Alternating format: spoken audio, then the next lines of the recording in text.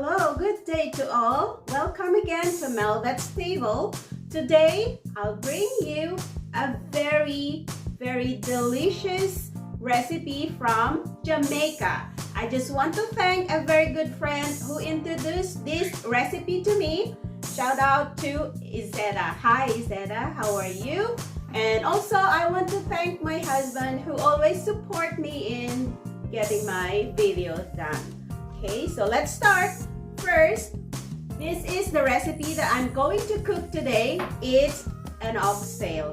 Sa Pilipinas, oxtail, ginagamit natin to for kare-kare. But this time, I'm gonna introduce a very delicious recipe. So, these are the ingredients for the marinade.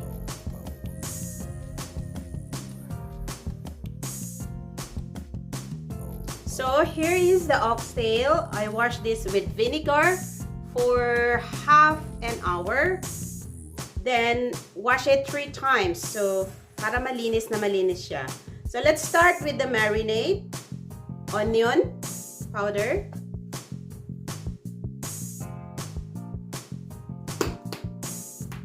Seasoning salt.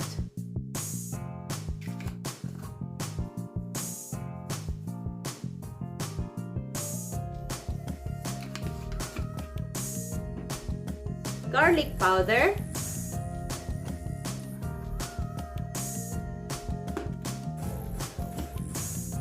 ground pepper, black pepper,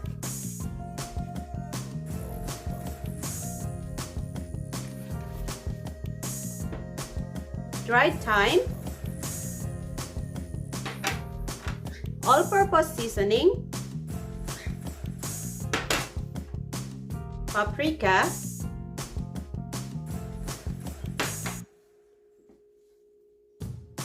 seasoning Maggie, just a dash, a little bit,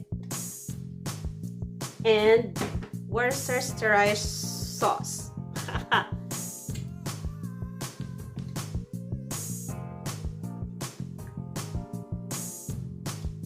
Now we add the chopped spring onion,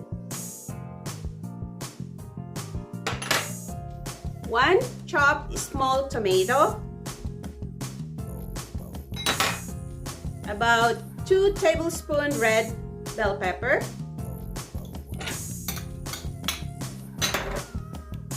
about 2 tablespoons green bell pepper, and a yellow bell pepper.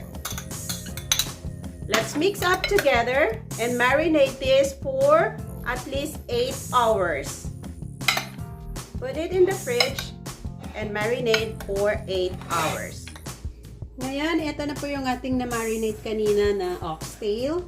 We'll set this aside and maglalagay tayo ng oil sa mainit na pan. Then, we will put this meat.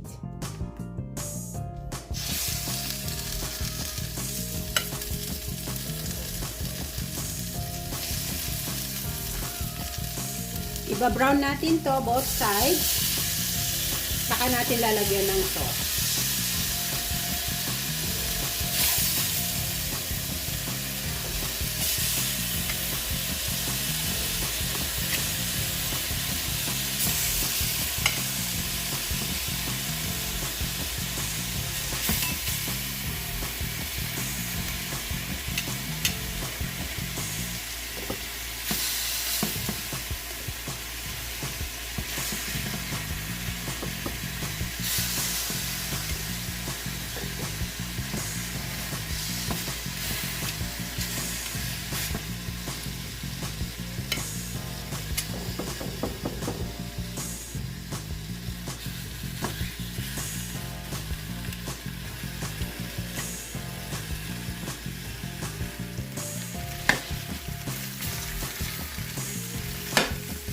So, here na po na nag-brown na ang both sides ng ating meat.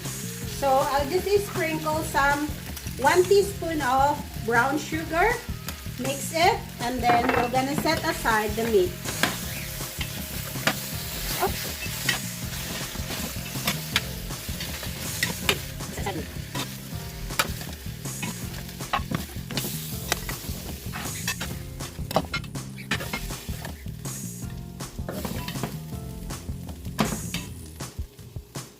na po.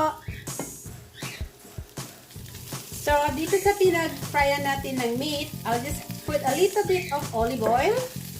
And then, we'll put the garlic. Fresh garlic.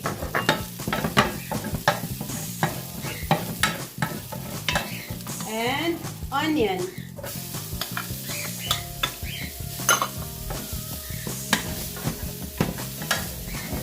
And then, the ginger. Okay.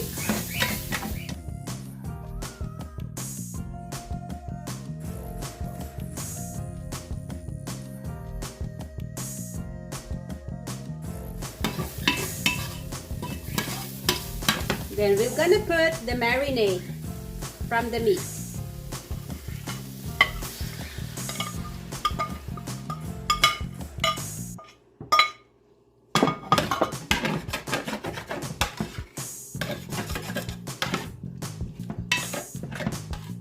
We will wait this to boil, and then we'll put back the meat and the beef broth.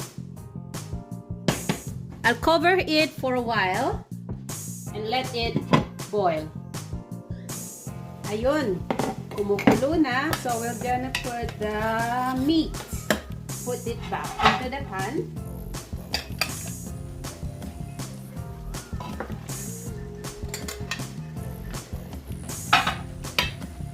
Tapos, we'll put the spring onion and the beef broth, 2 cups.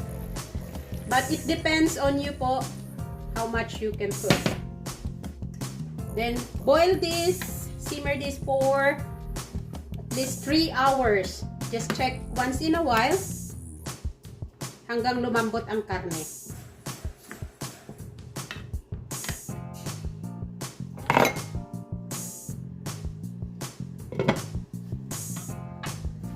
Ngayon, we'll check it kung malambot na yung ating meat para ilagay natin yung last na ingredient ng ating niluluto.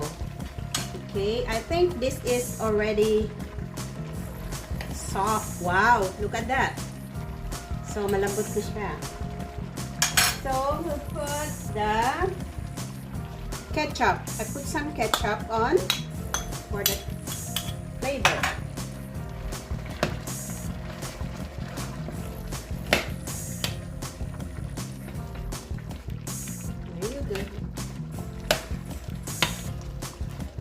And then, let's put on the vegetable because my husband loves to eat vegetable.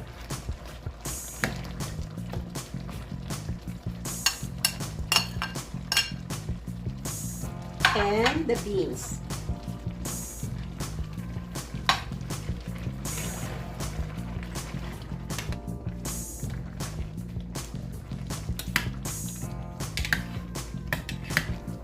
This is almost done. Just cover for a bit and we're done.